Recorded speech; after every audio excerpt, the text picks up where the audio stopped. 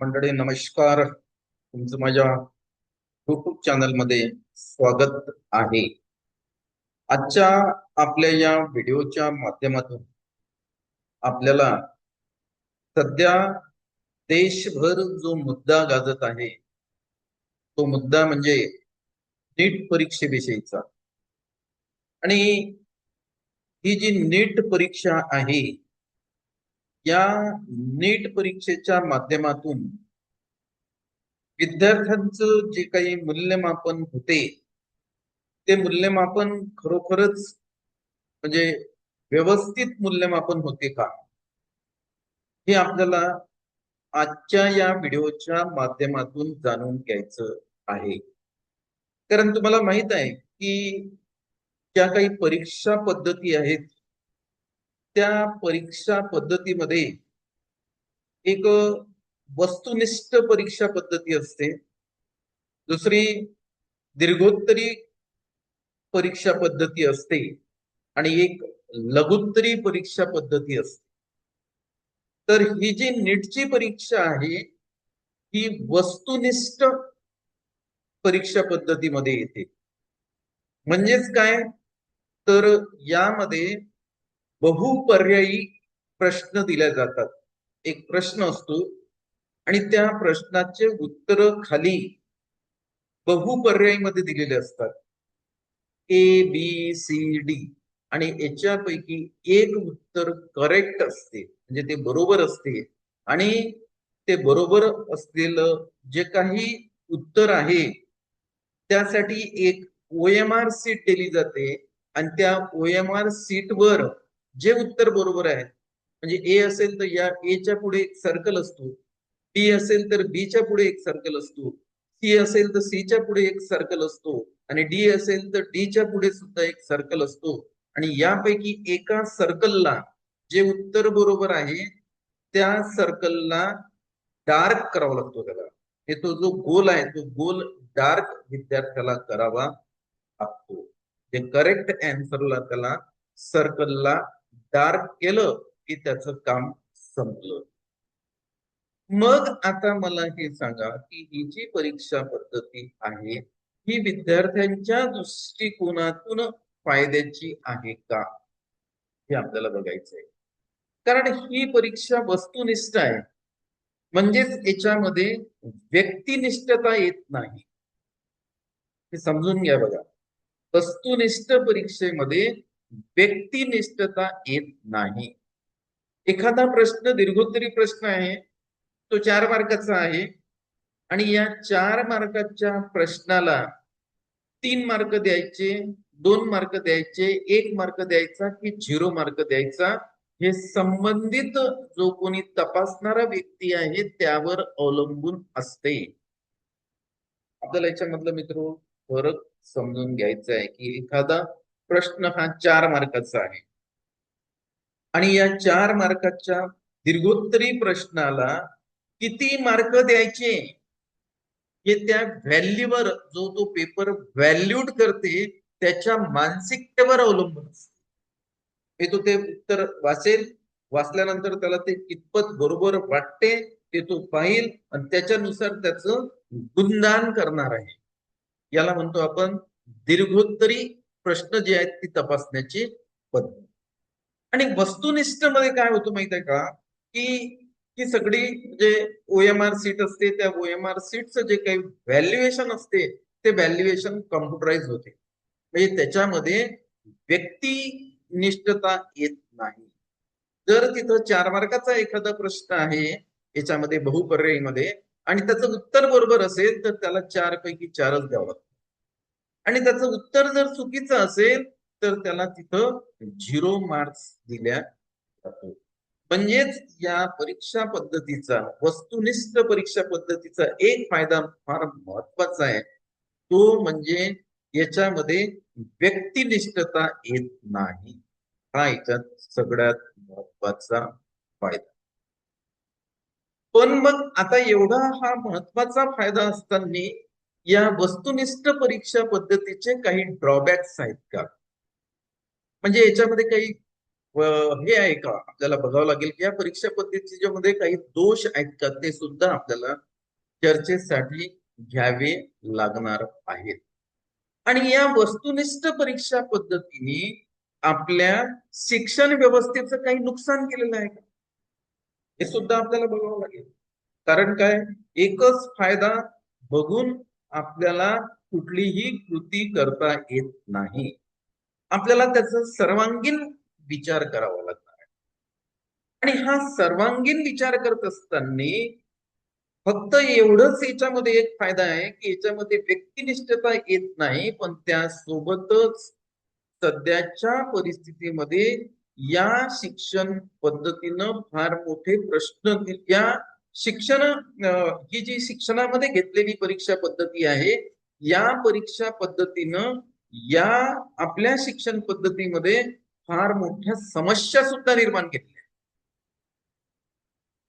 आणि ह्या समस्या कोणत्या आहेत, तर ह्या समस्या आपल्याला जाणून घ्यायच्या आहे. मी हा मुद्दा पुन्हा एकदा जे उच्चारतो त्याचं कारण हेच एक आहे की वस्तुनिष्ठ परीक्षा पद्धतीनं आपल्या शिक्षण व्यवस्थेमध्ये फार मोठ्या समस्या निर्माण केलेल्या आहेत.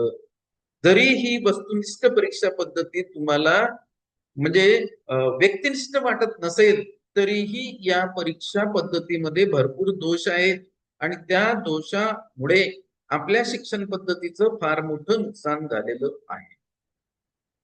आता या वस्तुनिष्ठ परीक्षा पद्धतीनं कोणतं नुकसान झालेलं आहे बघा. कारण याच्यामध्ये काय आहे माहित आहे का, की विद्यार्थ्यांचं जे काही जे बाकीच्या ज्या काही विद्यार्थ्याकडचं जे काही समजा आपण पाहतो या परीक्षा पद्धतीमध्ये त्याची रायटिंग क्षमता सुद्धा याच्यामध्ये टेस्ट केल्या जात नाही. म्हणजे दीर्घोत्तरी प्रश्न येत नाहीत, त्यामुळे त्याच्याकडे रायटिंग क्षमता आहे का ते पाहिलं जात. आता तुमचं म्हणणं आहे की त्याच्यासाठी आम्ही बोर्डाची परीक्षा ठेवलेली आहे, तर बोर्डाच्या परीक्षेमध्ये ती रायटिंग क्षमता त्यांनी बघायला पाहिजे.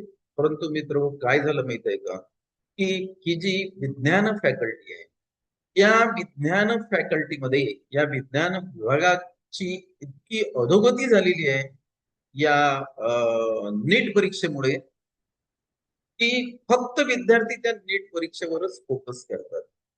बोर्डाच्या परीक्षेकडे पूर्ण त्या विद्यार्थ्याचं दुर्लक्ष. आणि नीट परीक्षेमध्ये कारण आपलं असं म्हणणं होतं की शिक्षणाचा उद्देश काय, तर शिक्षणाचा उद्देश विद्यार्थ्याला चांगले मार्क्स मिळवणे यासोबतच त्या विद्यार्थ्यांचा सर्वांगीण विकास व्हायला त्या विद्यार्थ्यांचा. मग या वस्तुनिष्ठ परीक्षे पद्धतीमध्ये विद्यार्थ्यांचा सर्वांगीण विकास होतो का, तर मित्र या परीक्षा पद्धतीमध्ये विद्यार्थ्यांचा सर्वांगीण विकास होत नाही. तरीही बोर्डाची परीक्षा असेल तरीही त्या परीक्षेकडे विद्यार्थ्यांनी पूर्णतः दुर्लक्ष केलेलं आहे. मग हे जे विद्यार्थी आहेत हे फक्त गुणांच्या मागे लागले आहेत. गुण मला किती जास्त मिळतील, मार्क्सच्या मागे लागलेले हे विद्यार्थी आहेत. कारण काय, तर पुढच्या ज्या ऍडमिशन्स आहेत मेडिकलच्या त्या फक्त मार्क्सवर होतात आणि ते साहजिक आहे. त्या विद्यार्थ्यांचं काही त्याच्यामध्ये चुकलेलं नाही. परंतु आपली जी व्यवस्था आहे या व्यवस्थेचं याच्यामध्ये, कारण आपण काय केलं माहिती आहे का, की ह्या ज्या आता महाराष्ट्राचा जर विचार करतो मी, तर मी बरेचदा सांगतो की गव्हर्नमेंट कॉलेजमध्ये ज्या काही मेडिकलच्या सीट्स आहेत या 3,500-4,000 सीट्ससाठी पूर्ण विज्ञान फॅकल्टी एक हायजॅक झालेली. म्हणजे या विज्ञान फॅकल्टीमध्ये जेही विद्यार्थी अभ्यास करतात त्यांना एकच वाटते की नाही फक्त मेडिकल, बाकी आमच्याकडे दुसरं काहीच नाही. मित्रो, विज्ञान फॅकल्टी इतकी वास्ट आहे की या फॅकल्टीमधून तुम्हाला या मेडिकलच्या व्यतिरिक्तही भरपूर करण्याजोगं आहे, तुमच्यामध्ये जर ती क्षमता, हे इथं सगळ्यात महत्वाचं आहे. आणि याला ही शासन व्यवस्था जे जाणून बुजून याच्याकडे एक डोळेझाक करते आहे असं मला वाटतंय. कारण काय, तर आपल्याकडे जो 10+2 पॅटर्न आहे, तर आपण 10वी पर्यंत बरेचसे विषय विद्यार्थ्याला सर्व विषय घेऊन त्याला शिकावं लागते, पण 11वी पासून त्या विद्यार्थ्याची जबाबदारी वाढते. तिथं वेगवेगळ्या विषयाचं डिवायडेशन होते. कोणी कॉमर्स कडे जाते, कोणी आर्ट्स कडे जाते, कोणी सायन्स कडे जाते, कोणी होम सायन्स कडे जाते. तर या सायन्स कडे जाणारे जे काही विद्यार्थी आहेत ना, ते सर्वच्या सर्व विद्यार्थी फक्त नॉमिनल कनिष्ठ महाविद्यालयामध्ये ऍडमिशन, आणि कनिष्ठ महाविद्यालयामध्ये ऍडमिशन घेणे आणि त्यांची हजेरी मेंटेन करणे एवढंच त्या कनिष्ठ महाविद्यालयामधील जे काही शिक्षक बांधव आहेत त्यांचं काम राहिलेलं आहे. कारण काय, जर त्यांनी पिरियडची, त्यांचाही काही त्याच्यामध्ये दोष नाहीये, कारण मी त्याच्यामधनं गेलेलो आहोत. जर तुम्ही तिथं कंपल्सरी त्या विद्यार्थ्याला करता तर ते विद्यार्थी तिथे ऍडमिशन घेत नाहीत. ज्या ठिकाणी पिरियड्स होत नाहीत, फक्त हजेरी मेंटेन केल्या जाते, अशा ठिकाणी हे विद्यार्थी ऍडमिशन घ्यायला जातात. मग जर आपल्याकडे विद्यार्थी ऍडमिशन नसेल तर तो सेक्शन बंद पडतो. सेक्शन बंद पडतो म्हणजेच मग आमचे जे काही तिथं कनिष्ठ महाविद्यालयीन बांधव आहेत त्यांच्या नोकरीवर सुद्धा त्याचं गंडांतर येते. मग काही ठिकाणी तिथले प्रिन्सिपलांचं प्रेशर येते, तिथले जे संस्था चालक असतात त्यांचं सुद्धा प्रेशर येते की तुम्ही ऍडमिशन करून टाका त्या विद्यार्थ्याला, जिथं कुठं कोचिंग क्लासला जायचं असेल तिथं जाऊ द्या, कारण सर्वच ठिकाणी ही परिस्थिती आता निर्माण झालेली आहे. आणि ही जी परिस्थिती आहे, ही परिस्थिती आपली शासन व्यवस्था जी आहे ही उघड्या डोळ्याने पहा. म्हणजेच यांनी काय केलं माहिती आहे काय, तर कोचिंग क्लासेससाठी कुठलेच नियम नाही. तुम्ही हजारो विद्यार्थी भरा, तिथं नियम नाही. पण जिथं शाळेचा वर्ग येते तिथं तुम्हाला 60च विद्यार्थी भरता येतील, त्यांची एवढी एवढी टक्केवारी असली पाहिजे, त्यांची इतकी उपस्थिती असली पाहिजे, असे वेगवेगळे नियम तिथं त्यांनी घालून दिलेले आहेत. आणि या कोचिंग क्लासेसला आपण एखादं म्हणजे असं मोकळं रान या शासन व्यवस्थेनं सोडून दिलं.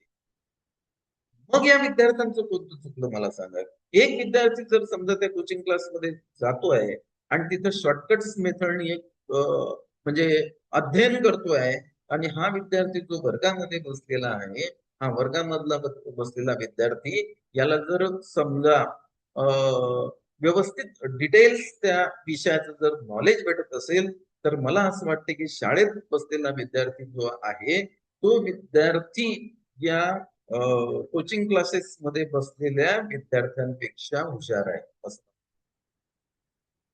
मग आता तुम्ही म्हणाल हा विद्यार्थी मेडिकलला जाईल का? मित्र हो, माझं याच्यावर एकच उत्तर आहे, हे सर्वचे सर्व विद्यार्थी शाळेत झाला पाहिजे. बघा शाळेतले विद्यार्थी याच्या अगोदर नव्हतं का? अगोदर तर असं होतं की मेडिकलच्या ऍडमिशन ह्या बोर्डाच्या परीक्षेत व्हायच्या. पीसीबी असेल तर तो मेडिकलला जायचा, पीसीएम मधला स्कोर पकडून तो इंजिनिअरिंगला जायचा. त्याच्यानंतर ही नीट वगैरे ह्या परीक्षा आलेल्या आहेत, आणि हे सगळं या सेंट्रल गव्हर्नमेंटने स्वतःच्या हाती घेतलेलं आहे या मेडिकलच्या ऍडमिशन. हे घेण्याची मला तरी वाटते की फार काही एवढी गरज होती. ते जर स्टेट गव्हर्नमेंटने सुद्धा त्यांच्या ऍडमिशन केल्या असत्या तरीही चाललं असतं. मग आता याच्यात काय झालं, ही शॉर्टकट्स मेथडनी गुण मिळवण्याची एक स्पर्धा तयार झाली की कमी अभ्यास करताना किंवा मुद्दे सुद्धा फक्त म्हणजे मुद्द्यावर अभ्यास करायचा, काही मुद्दे त्याच्यामधले सांगायचे, याच्यावर परीक्षेमध्ये प्रश्न विचारले जातात आणि शॉर्टकट्स पद्धतीने विषयाचं आपल्याला नॉलेज घ्यायचं, ज्ञान घ्यायचं. पण आता या शॉर्टकट्स पद्धतीने हे विद्यार्थी जर ज्ञान घेत असतील आणि फक्त ओएमआर सीट वर जर गोलगोल करून जर हे विद्यार्थी मार्क्स मिळवत असतील, तर या विद्यार्थ्यांमध्ये मित्र रायटिंग स्किल येत नाही. यांना जर एखादा तुम्ही बहुपर्यायी, हा जो बहुपर्यायी सोडून दुसरा जर एखादा दीर्घोत्तरी प्रश्न दिला आणि तुम्ही त्यांना म्हटलं निबंधात्मक एखादा प्रश्न आहे काहीतरी की जो 4-4, 5-5 मार्क 4 मार्काचा बोर्डाच्या परीक्षेमध्ये येते, त्याला म्हटलं की याचं सविस्तर उत्तर लिहा, तर मित्र या विद्यार्थ्याला व्यवस्थित देता सुद्धा येत नाही. मी बघितलेलं आहे काही विद्यार्थ्यांनी मॅथमॅटिक्स घेतलेला आहे, त्या विद्यार्थ्याला e to the power x आणि ई एक्स याच्यामधला फरक समजतो. E to the power x आपण लिहितो तेव्हा ई हा त्याच्यामध्ये बेस आहे आणि एक्स त्याचा पॉवर आहे, म्हणजे त्या ई ला पॉवर दिलेला आहे एक्स आणि त्याचा ई हा बेस आहे, आणि ई एक्स मध्ये ई हा याचा एक्सचा कोइफिशियंट आहे, हे सुद्धा या विद्यार्थ्याला समजत नाही. इतकी विचित्र परिस्थिती या शिक्षण व्यवस्थेनं निर्माण केलेली आहे, ते आपण लक्षात घ्यायला. आणि दुसरं, आता तुम्ही बघितलं आहे की पेपर लीक प्रकरण हे काही म्हणजे फार मोठा याच्यामध्ये रॅकेट आहे, आणि हे काही याच वर्षी घडते असं नाही, पण यावर्षी हे मोठ्या प्रमाणात घडलं. त्याचे जे प्रश्न आहेत ते पालकाच्या हाती आले, त्यांनी प्रश्नपत्रिका बघितली, ते जोडून पाहिलं, त्याच्यामधले जवळपास म्हणजे नाही काहीतरी तर 400-450 मार्काचे जे प्रश्न आहेत ते जुळलेले आहेत. एवढ्या मोठ्या प्रकारामध्ये हा जो पेपर आहे हा पेपर फुटलेला आहे. आता माझ्या मनामध्ये आणखी एक आहे की हे जे ओएमआर सीट वापरल्या जाते, ही ओएमआर सीट इथं जे या परीक्षा पद्धतीमध्ये वापरल्या जाते, या OMR सीटचा आणखी काही दुरुपयोग केला जाते असा माझ्या मनामध्ये प्रश्न निर्माण झाला. तर त्यासाठी मी काय करतो माहितीये का, की इथं एक OMR सीट शेअर करतोय बघा. ही शेअर केलेली OMR सीट आपण बघूया आणि या OMR सीटचे काय ड्रॉबॅक्स आहेत ते आपल्याला समजून घ्यायचे, त्याचे दुष्परिणाम आपल्याला समजून घ्यायचे.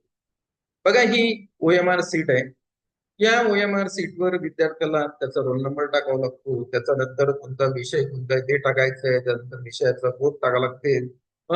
आणि अशी याच्यामध्ये जी काही आवश्यक माहिती आहे ती आवश्यक माहिती भरल्यानंतर इथं तुम्हाला दिलेलं असते.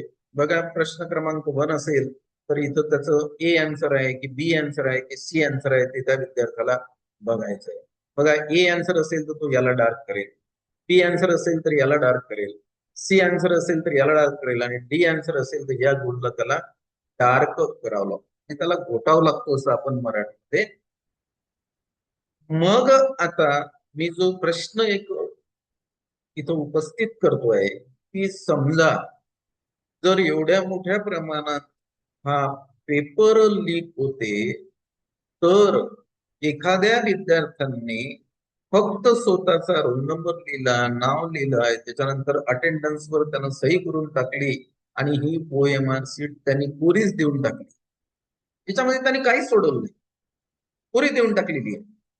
आणि नंतर या NTA जे काही अधिकारी आहेत त्यांच्यासोबत कॉन्टॅक्ट केला आणि त्यांना भरपूर प्रमाणात पैसे देऊन टाकले आणि तिथं सांगितलं त्यांनी की तुम्ही हा रोल नंबर आहे, ही पूर्ण कोरी आहे, तुम्ही स्वतःच याला गोल गोल करून टाका. तो विद्यार्थी आउट ऑफ येऊ शकतो. कारण NTA जर एवढ्या मोठ्या प्रमाणात NTA मधून जर पेपर फुटते तर ही OMR सीट आपण जर कोरीच पाठवून दिली आणि त्या अधिकाऱ्याला पैसे दिले, हे घे पैसे, आणि याच्यामध्ये जे काही करेक्ट आन्सर आहेत त्याला तू तुझ्या हातानच गोल गोल करून टाक आणि त्याला स्कॅन करून त्याचे मार्क्स देऊन टाक, त्याचे मार्क्स घेऊन जातील. असं सुद्धा होऊ शकते. हा फार मोठा या शिक्षण पद्धतीचा ड्रॉबॅक्स आहे. जे ऑफलाईन परीक्षा घेतल्या जाते नीटची मित्र हो, त्याच्यामधला हा सर्वात मोठा ड्रॉबॅक्स आहे. आणि अशा घटना असं वाटते याच्या अगोदर घडल्या असतील तर काही सांगतात. आणि असे पास झालेले विद्यार्थी जर डॉक्टर होत असतील तर ते पेशंटच्या जीवाशी खेळतात, हे आपण लक्षात घ्यायला पाहिजे. म्हणून ही जी परीक्षा पद्धती आहे ही याच्यामध्ये एकच आहे की याच्यामध्ये फक्त व्यक्तिनिष्ठता येत नाही, पण याच्यामध्ये भरपूर मित्र व ड्रॉबॅक्स आहे. कारण बऱ्याचशा विद्यार्थ्यांना सायन्स मध्ये ज्या काही रिॲक्शन्स वगैरे असतात त्या लिहिता सुद्धा येत नाही, फिजिक्स मधले इक्वेशन लिहिता येत नाही, गणितामधले इक्वेशन लिहिता येत नाहीत, बायोलॉजी मधले नीट डायग्राम काढता येत नाहीत. कारण काय, तर ही जी परीक्षा पद्धती आहे ही परीक्षा पद्धती या कोचिंग क्लासेस वाल्यांनी हायजॅक केलेली आहे सगळी. की यांच्याकडे त्यांच्यासाठी फार म्हणजे सोयीची परीक्षा पद्धती आहे. परंतु बाकीचा विचार जर आपण या विद्यार्थ्यांचा केला तर ही परीक्षा पद्धती फार बोगस. याच्यामध्ये काय धांदली होत असेल आणि काय नाही हे बिलकुल म्हणजे राम भरोसे काम झाले, अशी ही परीक्षा पद्धती. आणि तुम्ही बघितलंय आता की कोचिंग क्लासेस वाला तो फार मोठ्या जाहिराती टीव्हीवर देत होता, त्याला आता CBI ने अटक केलेली आहे.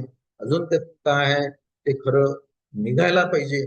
परंतु यावर सुद्धा जे काही आपले म्हणजे शासनामध्ये बसलेले जी काही मंडळी आहे ती प्रतिक्रिया फार वेगळी देतात की ते काँग्रेसशी संबंधित आहे, ते असं आहे. आता तो राजकारणाचा त्यांचा भाग झाला, पण माझं म्हणणं आहे की जे काही शासनकर्ते आहेत त्यांची जबाबदारी त्यांनी याच्यामधली म्हणजे अशा प्रकारचे उत्तर देऊन त्या जबाबदारीतून ते मुक्त होऊ शकत. कारण जबाबदारी ही NTA ची आहे आणि NTA सेंट्रल गव्हर्नमेंटच्या अंतर्गत. हा पेपर कसा फुटतो कसा नाही ही त्या NTA जबाबदारी घ्यायलाच पाहिजे. आणि या परीक्षा पद्धतीमध्ये जे काही दोष आहेत ते दोष तुम्ही त्याच्यामधले हे करायला पाहिजे, हे काढायला पाहिजे. आणि जेणेकरून विद्यार्थ्यांचं जे योग्य मूल्यमापन होईल अशी परीक्षा पद्धतीचा आपण इथं अवलंब करून या विद्यार्थ्यांना आपण न्याय द्यायला पाहिजे. म्हणजे जो काही असं आता झालेला आहे की ज्याच्याकडे पैसा आहे तोच मेडिकलला जातो, तो गरीब आहे त्याचा कोणी वाली नाही. म्हणजे पैसा द्यायचा, लीक झालेला पेपर घ्यायचा, पैसा द्यायचा, कोरी OMR सीट सोडून द्यायची आणि तिकडे पैसे देऊन त्याला सांगायचं की तू करेक्ट आन्सर याच्यामध्ये डार्क करून टाक, त्याला ओटून टाक आणि माझी जी आन्सर शीट आहे तू स्कॅन कर आणि मला एवढे एवढे मार्क्स देऊन मी एका चांगल्या शासकीय महाविद्यालयामध्ये माझं ऍडमिशन. अशा प्रकारचंही सुद्धा याच्यामध्ये होऊ शकते ही मला शंका निर्माण झालेली आहे की एखाद्या विद्यार्थ्यांनी त्याचा रोल नंबर टाकलाय, त्याच्यानंतर डेट टाकलेली आहे, त्याच्यानंतर त्यानं त्याच्यावर सही केली, अटेंडंटवर सही केली आणि तो 3-3.5 तास फक्त बसून राहिला त्या क्लासरूम मध्ये जिथं परीक्षा होते तिथं तो बसूनही राहिला आणि त्यानं कोरी द्यायची. कोरी दिल्यानंतर तिकडे एनटीए मधला एखादा कोणीतरी अधिकारी वगैरे त्याला हाताशी पकडायचं, त्याला पैसे द्यायचे आणि त्याची ओएमआर सीट त्यांनीच डार्क करायची. कारण तिथं काही हँडरायटिंग टेस्ट केल्या जात नाही की बाई याच हँडरायटिंग आहे, हे दुसऱ्याचं हँडरायटिंग आहे. तिथं फक्त गोल गोल करावं लागते, बाकी काय आहे. तर ही सुद्धा याच्यामध्ये एक पॉसिबिलिटी मला आता म्हणजे माझ्या लक्षात आलेली आहे. तर त्यासाठी मी हा व्हिडिओ बनवलेला आहे आणि मला अपेक्षा आहे की हा व्हिडिओ मित्र मला आवडेल आणि याला भरपूर शेअर करा की जेणेकरून फुल नाही फुलाची पाकळी म्हणून एक आपली थोडीशी सिस्टम सुधारण्यासाठी मदत म्हणजे त्यांना म्हणजे एक ही जी सिस्टीम आहे या सिस्टीम मध्ये काय काय ड्रॉबॅक्स आहेत आणि ही जेणेकरून हे ड्रॉबॅक्स याच्यामध्ये निघले पाहिजे आणि गरीबातल्या गरीब विद्यार्थ्याला न्याय मिळाला पाहिजे हीच आपली एक अपेक्षा आहे. ठीक आहे, मी आता आजच्या या आपल्या चर्चेला पूर्णविराम देतो. पुन्हाची आपली भेट नंतरच्या व्हिडिओमध्ये होईल. धन्यवाद मित्रांनो.